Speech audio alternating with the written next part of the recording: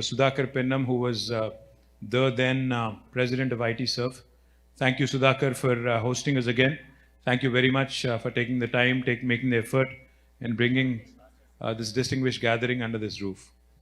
Again, when we came back in 2022, I think it was Devinder who was the president of IT Serve. Now it is Anju Vallavneni Garu and the Dallas chapter president Abhishek Boinpalli. And to all the distinguished industry leaders, captains who have created 175,000 jobs in the US, have contributed 12 billion plus in revenues to the US, and have continued to support the growth and the momentum of the IT industry here in the US and back home in India. Thank you very much. I think you guys deserve a big round of applause for yourself and what you've done. Just wanted to share a couple of thoughts. I think something that's foremost on everybody's mind right now, something that's possibly right on top of most of your thought processes at this point in time, is what is happening in the US, especially after President Trump has taken charge. I think you're speaking in hushed tones. Most of you are worried. Most of you are probably a bit concerned as to what is likely to happen because, you know, of all the new laws that are being contemplated, especially the immigration policies and how they are going to change over the next few years and how possibly they'll impact business and bottom line across the US, especially in the technology industry. My 2 cents, I'm not an expert of the US legislations or the US government policies here, but I do know that one thing for sure, tough situations, interesting possibilities, and whenever we have run into such situations in the past, the industry and also all of you collectively have always found ways and means to ensure that the industry's growth continues. Because each time we've had a disruption happen, a new legislation, a new policy, or even a new technology that comes into play, you would see lots of consequences which kind of trigger panic once in a while, which kind of trigger some kind of alarming thought processes, etc. The one thing I do believe, though, is that this is going to create a lot more opportunities back home in India. Now, that may not necessarily be good news for you readily, but I do believe that what the Trump government, the Trump administration here is trying to do is to basically bring back jobs to America. That's what they claim, at least. But I do believe sincerely that this might actually create a bigger wave of offshoring and create more jobs in India. There is an opportunity for all of you there as well. I was talking to a friend of mine just a couple of months ago about this same issue. I don't want to name names, but it's a major multinational company which has got presence in several countries. The one thing I've learned from this gentleman when he was telling me, you know, he started saying the whole lure of technology industry offshoring was the cost arbitrage. You know, the low cost, high value human capital that's available in India vis-a-vis the American corporations. You know, how you could get certain part of the work done with a very cost-effective manner, and how that competitive edge is gone because even the labor costs are rising in India as well in large metros. So when this gentleman started saying, you know, wages in Bangalore, wages in Hyderabad, wages in Pune, wages in Chennai, and also in National Capital Region are not that different, you know, from the US, maybe 25 to 30% different and not that different. I started talking to him about this possibility that we've seen post-COVID. I think COVID has shown all of us that geographies don't really matter in getting work done. You could be working from home, and that home could be anywhere. It could be in a remote village in Tamil Nadu. It could be in a remote village somewhere in Bangladesh. Or it could be a remote part of the US where you have your home and you could work right out of home as long as you can have connectivity. COVID has really shown us a mirror. COVID has really shown us a lot of possibilities as well. But one of the biggest opportunities that COVID has presented to all of us is that you could actually start moving, you know, in the entire spectrum of work that you do in technology. There's a huge chunk of it which can actually be hived off and which can go to tier 2 cities. Most of you have offices in Hyderabad, most of you have offices in Bangalore and other parts of India.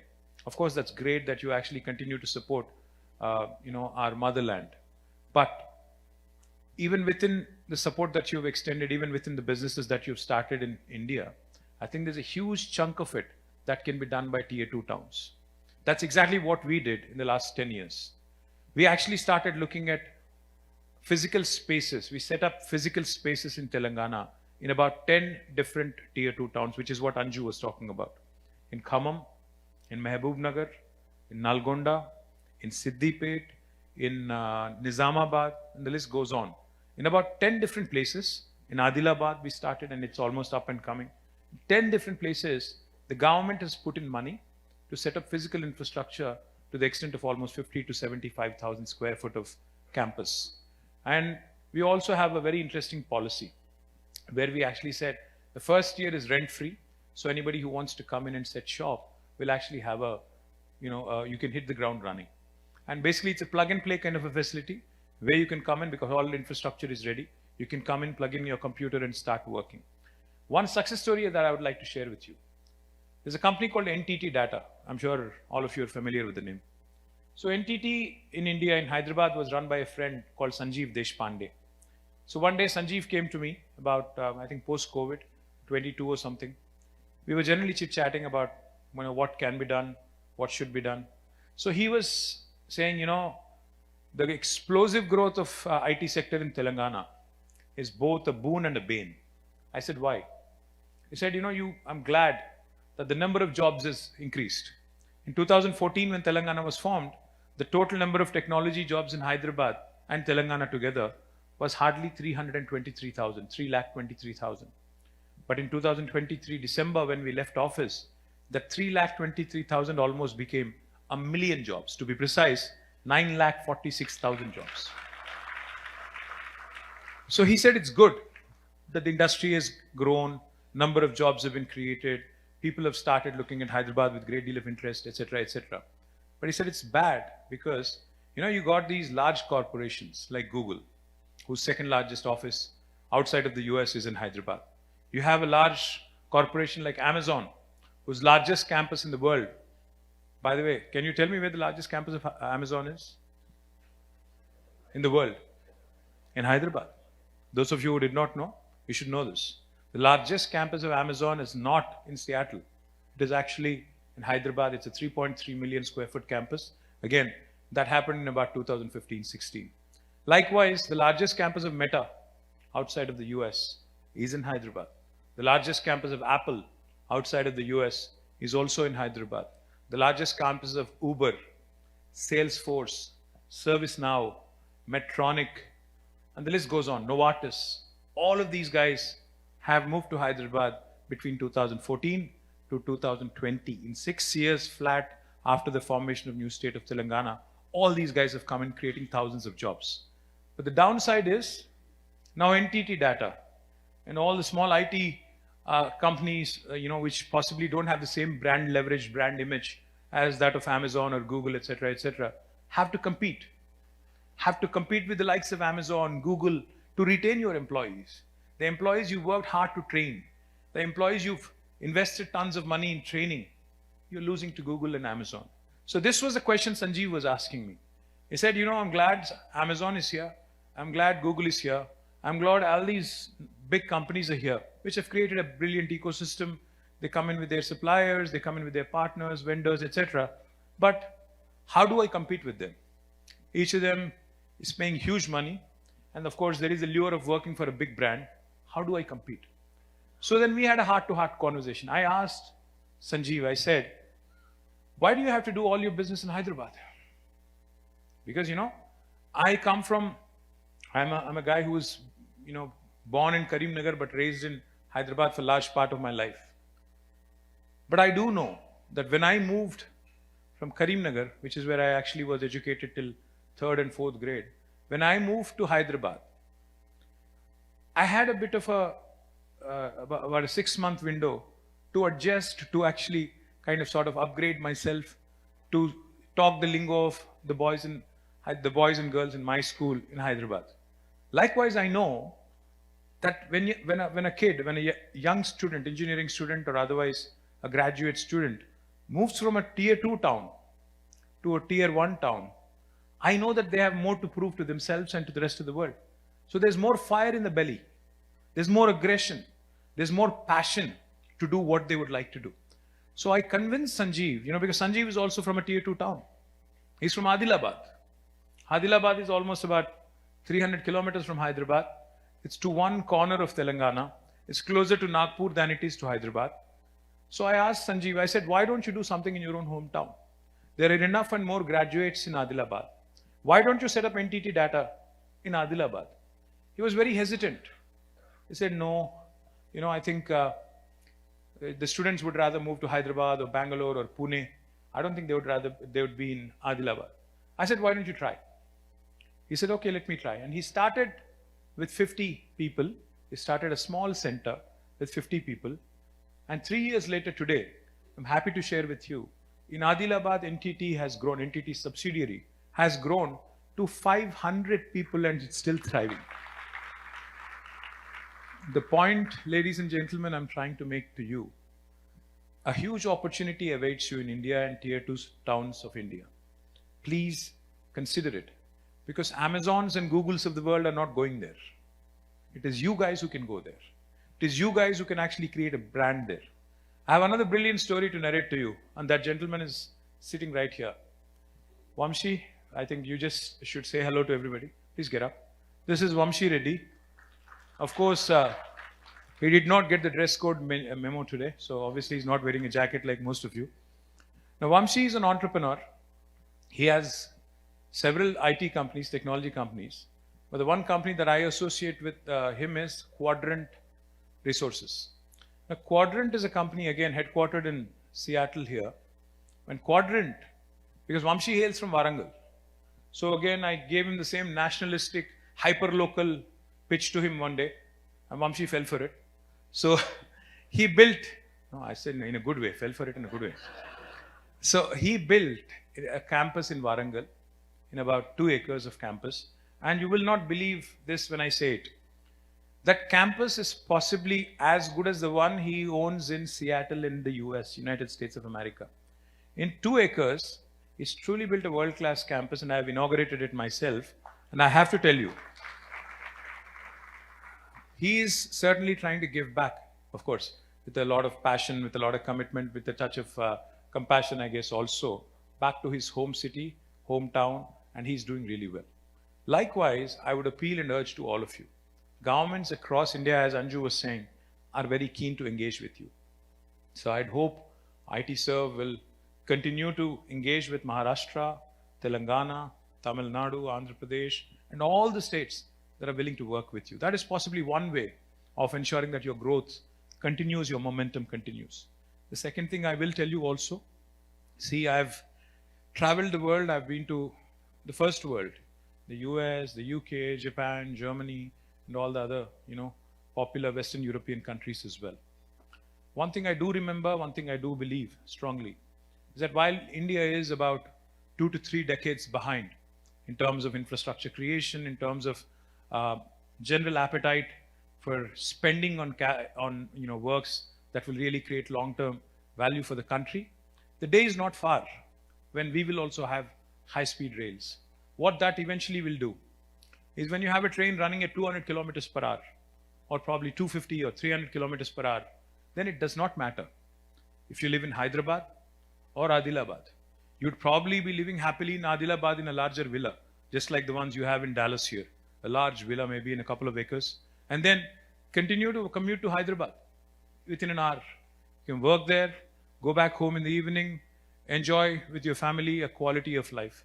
Likewise, I do believe high-speed rail connectivity is going to be one of the biggest investments from the union government's perspective as well over the next 1 to 2 decades. While that happens, please don't, for that to happen, please start building your own story. Please start looking at building your own campuses, your own stories, because investment in infrastructure is something that is imminently going to happen. Whether national government wants it or not, you'll have to invest, because as JFK said very, very popularly, John F. Kennedy had said very, very popularly, and that's a quote I keep recollecting and recalling all the time. America, the United States of America, does not have good highways because it is rich. America is rich because it has invested heavily in having good highways and having great infrastructure. There is no substitute, to growth than investing in infrastructure. And I think that is something all state governments in India, the union government in India also has recognized and therefore is bound to invest. My appeal to all of you, I know the challenges that you currently are facing. I know that the service levels are going to go down with the kind of restrictions that are being imposed. I know that your bottom line will possibly suffer with the kind of restrictions that are being imposed. I also do know that offshoring might increase because of all the restrictions that are being imposed. I also do know that business will suffer in the short term. Diversity is going to come down in the employee pool. Also, a lot of other possible things that I can't conceptually think of right away might also happen. But therein lies the silver lining. You have something to latch on to back home. And progressive state governments, progressive union governments in India and elsewhere are looking forward to working more closely with you.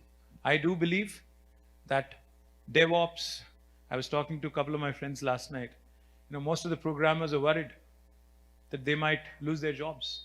Most of the guys are really worried that upskilling and reskilling might not help them. They're conscious that AI, because I'm sure everybody's watching what Microsoft is doing, what Google is doing, what's happening in the technology world. But every single time we've seen this kind of disruption happen, we've also seen something else happen elsewhere which creates hope, which creates opportunities. I think one of the opportunities that lies ahead of you, that is there for you to latch on to, is to create huge opportunities in tier 2 towns in India. I may or may not be betting my money on the possibility of tier 2 actually disrupting the way you work in technology world, but I do believe very strongly that the Indian youngsters who are willing to latch on to this opportunity will be more than happy to work with you and to actually grow with you. The last thing I'll say from my side, I worked as a Minister for Technology for 10 years. I've seen several things in the last 10 years which kind of have been very, very disruptive. But the one disruptive thing that I've noticed, I've enjoyed doing is policy disruption. And governments in India are looking for that kind of policy disruption. What I would urge IT Serve to do is please come to Indian governments. Please come to Indian lawmakers and policymakers like us and give us ideas on what can be done to overcome this challenge. Because right now, I think most governments in India are clueless on what is likely to happen. Today, one of my friends was discussing the possibility of upskilling our youngsters with the advent of AI. How can we actually ensure that people stay ahead of the curve, continue to remain skilled, continue to remain equipped with ideas and knowledge that will make sure that they don't lose their jobs in this competitive world. So one of the things we can do together as IT Serve and possibly lawmakers, governments back home is create a vision document on how we could possibly help our youngsters constantly upskill, constantly reskill, constantly stay ahead of the curve so that they actually don't fear what is ahead of them. So thank you very much for this opportunity. Thank you for hosting us. I have fond memories of Dallas from 2015, 2022, fond memories of meeting with all of you. And I do look forward because I know for a fact that 2.5, 3 years from now, I'll be speaking again to you in Dallas as a Minister for Technology. So therefore, thank you. Now that's the sort of vote of confidence I like. Now that's the sort of vote of confidence I like because I'm an optimist, a bit of an impatient optimist. I wish the elections were sooner. But anyway, 5 years is what it takes. I'm willing to go through this sabbatical of mine, and I'm willing to look, and I'm looking forward to working with all of you closely. Thank you for your support as always, Sudhakar and the entire IT Serve team. Looking forward to constantly working with you. Cheers. Thank you.